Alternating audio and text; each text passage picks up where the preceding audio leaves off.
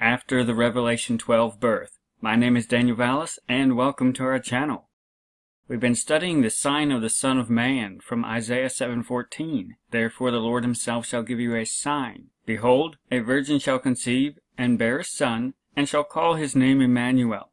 And this is what we've been seeing in the Revelation 12 sign. We've seen it in these different stages. And a lot of people oftentimes think of the September 23rd Revelation 12 sign as just a day. It's not just a day. It's telling a story. It's a celestial rehearsal that spans many months, 9 months and then some.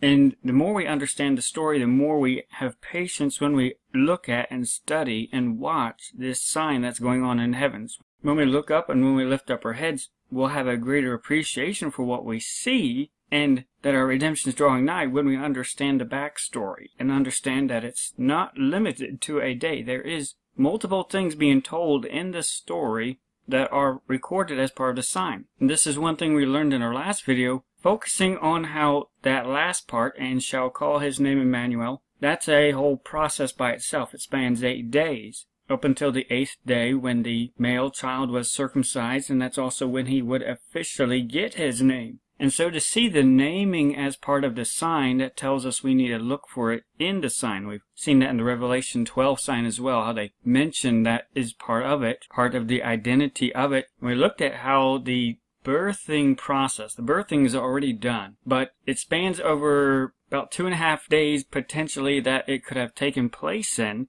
So that does affect what 8 days past that would be. And so just on what we saw, we know that the 9th, 10th, and the entire 11th, all those were potential 8 days when the man-child would be officially named on the 11th. And that's where we are now. That was one of the viable ones based off of the moon sighting with the moon under her feet. And so the entire 11th is viable for an 8th day. And this is where we are right now, at the portion where the man-child is getting his naming. The Revelation chapter 12 sign just identifies him but does not name him, so we know that's also part of the story.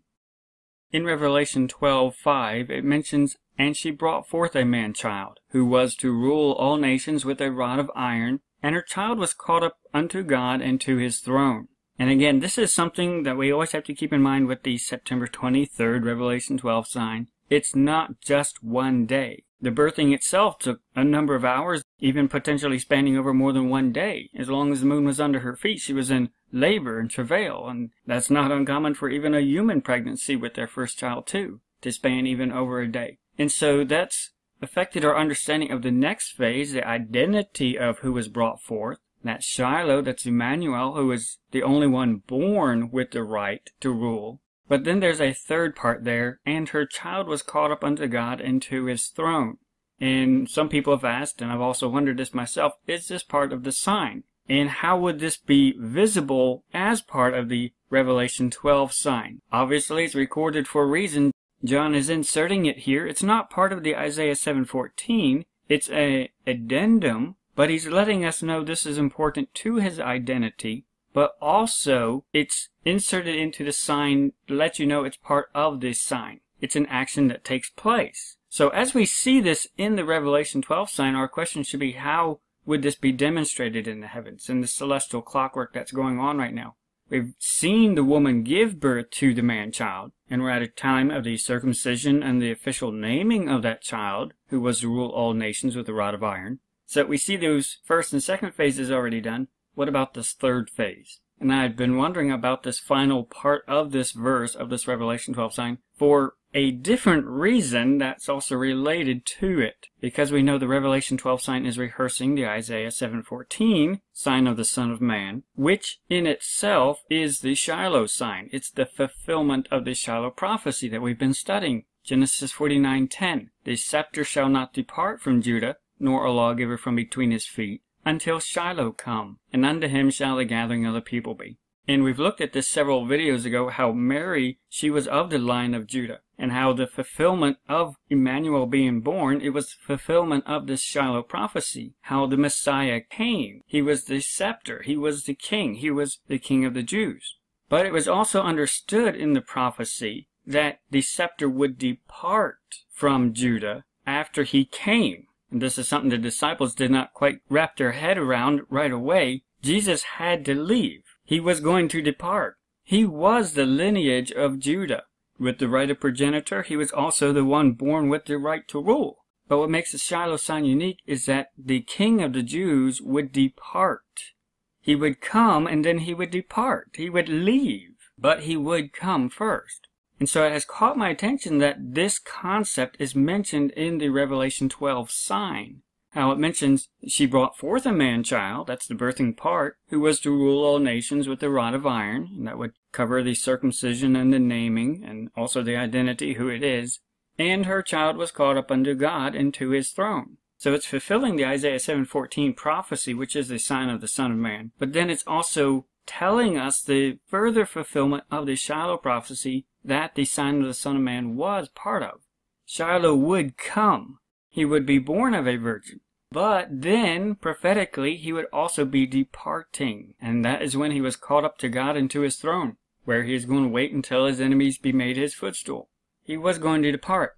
And this is important when we understand what have we seen recently that's also a mirror of what has happened in the past. The first time the Shiloh prophecy was fulfilled was in 3 BC to 2 BC. And we're familiar with the scepter sign that was seen in heaven. This is what the wise men saw. The scepter sign is separate from the sign of the Son of Man. The scepter sign was a celestial sign that would be seen. And this is what the wise men saw. It was taking place almost entirely in Leo the Lion. And it wasn't until Jupiter reached station 1, that's when the wise men actually showed up over a year after Messiah's birth. So there was the celestial sign, but at the same time concurrently was the sign of the Son of Man, which took place down on the earth in Mary, in a human form. She was the sign. There was a human sign and a celestial sign going on at the same time. Both of these were part of fulfilling the Shiloh prophecy, how he would come. But then the story continues. The man-child grew up, died on the cross, rose again, and ascended, was caught up into heaven. He departed. The scepter departed. That's prophesied in the Shiloh prophecy. The scepter would depart. He would leave. He wasn't coming to set up his kingdom at that point, an earthly kingdom. He would depart. So this understanding of the Shiloh prophecy, this crucial part, the departure, is important to understand when we see the parallels in our time. Because we've seen the Shiloh prophecy between the celestial events of 2015 to where we are now. We've seen both of these parts that were fulfilled in the past. We've seen them duplicated in the heavens, particularly with the Star of Bethlehem signs and the wise men journey that we saw starting in 2015. What we have seen is not just the September 23rd sign that everybody's been hyped about. No, we've been seeing incredible choreography and pageantry for several years now of this same story. It's all one big, massive, wondrous sign telling the story of our Redeemer, Shiloh. And we've studied how Jesus himself told the disciples how the sign of the Son of Man, the human part, would be seen in heaven in the future. The first time it was fulfilled in a human, in Mary. But he told them that same story would be rehearsed in the heavens in the future. And this is what we've seen over 9 months with the entire virgin conceiving and then bearing a son. We're at that part right now. We've seen an incredible celestial story. We've looked up, we've lifted up our heads. We've seen incredible unique signs that tell us a story that our redemption draweth nigh. And knowing how the story fulfilled the first time, and then how it's also mentioned in Revelation chapter 12 with this sign, we understand that John is emphasizing the scepter departing again. And so we've seen the parallels and other things rehearsed celestially, and we know the sign of the Son of Man with Mary is going to be rehearsed in the heavens with the woman here. So we should expect and we should look for this final segment that's mentioned in Revelation 12:5 of the scepter departing, because that is part of the Shiloh prophecy, and it's even mentioned in the Revelation 12 sign. And this is what I've been wondering, if this is truly the sign of the Son of Man, and if this is truly what we've seen over all these months and years, the Shiloh prophecy, then this last part has to be seen as well, because the scepter shall not depart until Shiloh come. If we're seeing a rehearsal of it all, we should see a recognizable place where the scepter will depart, understanding that Shiloh is expected to come before that departure. And so I've been thinking about this, and the Lord has given incredible wisdom. He gives wisdom and understanding and grace and mercy as we continue to look into His heavens, what's going on right now, as we continue to watch. He's already shown us so much, we just don't throw it away when it doesn't happen the way we think it should. No, we need to continue watching. And as we diligently seek Him and diligently seek what we are seeing when we look up and when we lift up our heads, when we seek Him for wisdom about it, He gives wisdom and He gives understanding. And just the other day on September 30th, I was trying to take a picture of Jupiter. Again, I always emphasize the importance of understanding the reality of the celestial signs. Just going outside and looking at it. Even if you can't see Jupiter or Virgo because of your location or whatnot, go outside and just look at the heavens. Look at the celestial clock. We have been shown so much. Look in the east before sunrise. See Venus and all the other portions of the lion rising in the morning too. There's so much that we could see and understand the reality of this sign. We've seen so many pictures of it already. But recently, as I've been going out, and just the other day on September 30th, I've noticed that Jupiter is getting harder and harder to see. And that's because it's getting lower and lower to the horizon and closer to the time of sunset. Which means it's getting very, very hard to see, and it's going to be disappearing in just a few days. Jupiter is going to be departing off the celestial stage very soon. And even right now, Jupiter's only above the horizon for 30 minutes after sunset.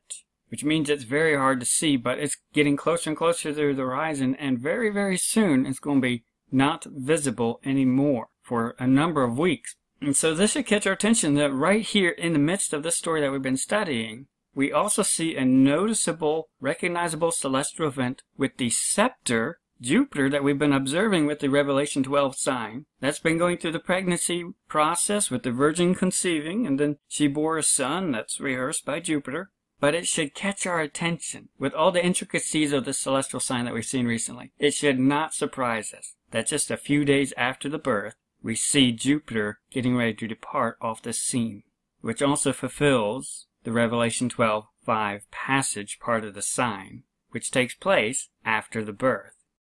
I've been updating the timeline. You can find a link in the description box. This shows what's happening in the days ahead. Right now we are on October 2nd, also partially in the 11th still, finishing up the naming portion and the circumcision aspect of it when he would be called officially by his name. So we've seen the Virgin bear a son around September 23rd, 24th, and 25th, around there. And then about 8 days later, he's being named. But then is the portion, and her child was caught up unto God and to his throne. We see a window when this can take place. We've seen the window when she brought forth a man-child who was to rule all nations with a rod of iron. We've seen a window of a number of days. Again, this sign is not limited to a day. We've already seen it for 9 months prior to the birth. And then the events of the birth and the naming and the circumcision, that takes several days. And then there's a period where celestially it's going to be rehearsed. Her child was caught up unto God and to his throne. And we're at a time where even on the 3rd, Jupiter's only above the evening horizon approximately 30 minutes. And every day it's going to get shorter and shorter. And already with the horizon there's haze and then the sunlight as it's near sunset. So very, very soon, in between now and just a few days, there's going to be the rough approximate, what's called the omega point, when Jupiter reaches the last visibility, when you see it for the last time. Because on October 26th, that's when Jupiter sets with the sun. It will be setting at the exact same time as the sun. And if you'll remember with the Revelation 12 sign, the sun is closing Virgo, and Jupiter is in Virgo, not too far down along Virgo. By October 26th, the sun, it will catch up with Jupiter, and they'll both be setting at the same time. For 2 weeks at least, you won't be able to see it, Jupiter at all, just because it'll be so close to the sun and the glare and everything. You won't be able to see it. It's going to be disappearing sometime in this window. It's going to be departing. The scepter is going to be disappearing from the night sky. Where this celestial sign has been rehearsed, we see it now getting ready to depart. And when we understand the Shiloh sign, we should be expecting Shiloh to come before the scepter departs. We're at a high time right now. We should be expecting him any day now. The gathering of the people to Shiloh, the redemption of the purchased possession that he ransomed and paid the atonement for. We're at a high time to be expecting Shiloh to show up. When we zoom out on the timeline, we also find ourselves between the Day of Atonement and the start of the Feast of Tabernacles. And we do know the Feast of Tabernacles is still going to be fulfilled in the millennial period, so there is a future fulfillment for that, although we could reach the start of it, we don't know. We do know the scepter is getting ready to depart. We're at a time of arrival and gathering right now, and the Israelites will be gathering to Jerusalem or gathering at Shiloh. We're at a time where we are expecting Shiloh. We're expecting to be gathered to Him. We're expecting Him to come.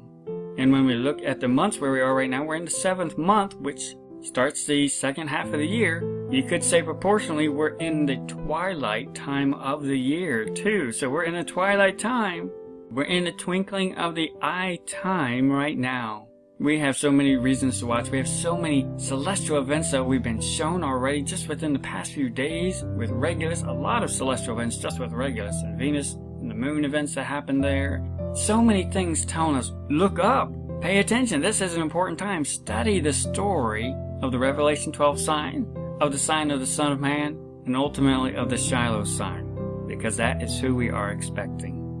We have been told to watch, and this is what we're going to do. There are a lot of things we don't know, but there are a lot of things we do know. We do know we've been shown so much. We will continue to watch and study what we have been shown, and we'll go forward in faith on that, expecting our Redeemer. Because He has told us, when you see all these things begin to come to pass, look up and lift up your heads, for your redemption draweth nigh. And there are rewards for watching. All this time that we have been watching and studying and taking notes and looking into God's Word, there is a reward for that. It is not without notice, and the Lord wants to reward those who diligently seek Him. We have the hope and expectation of seeing our Redeemer soon face to face. We have seen so many celestial signs, so many prophetic signs. We see ongoing geopolitical signs and even warnings of sudden destruction coming. So many things telling us, the bridegroom cometh. Go ye out to meet Him. So let's rise up. Let's trim our lamps. Let's cast off the works of darkness. Let's draw close to our Redeemer, our bridegroom, our beloved, Jesus Christ, and let's serve Him, first and highest above all else. Maranatha.